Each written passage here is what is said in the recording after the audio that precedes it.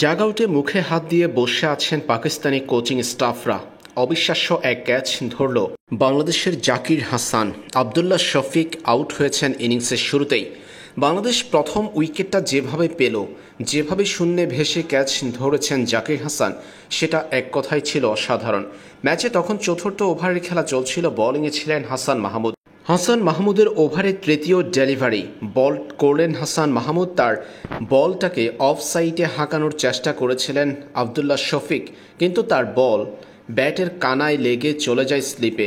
সেখান থেকে হাওয়ায় ভেসে আসা বলটি শূন্যে ভেসে লুফে নিয়েছেন জাকির হাসান। রীতিমতো মাটি থেকে শূন্যে ভেসে বাতাসে গা ভাসিয়ে বলটা তালুবন্দি করেছেন বাংলাদেশের এই ফিল্ডার।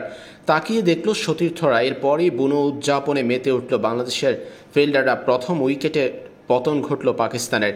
বাংলাদেশের প্রথম সফলতা এসেছে হাসান মাহমুদের দুর্দান্ত ডেলিভারিতে। জাকির হাসানের পাখির মতো ক্যাচ ধরার মধ্য দিয়ে বাংলাদেশ পেয়ে গেল প্রথম উইকেটের দেখা।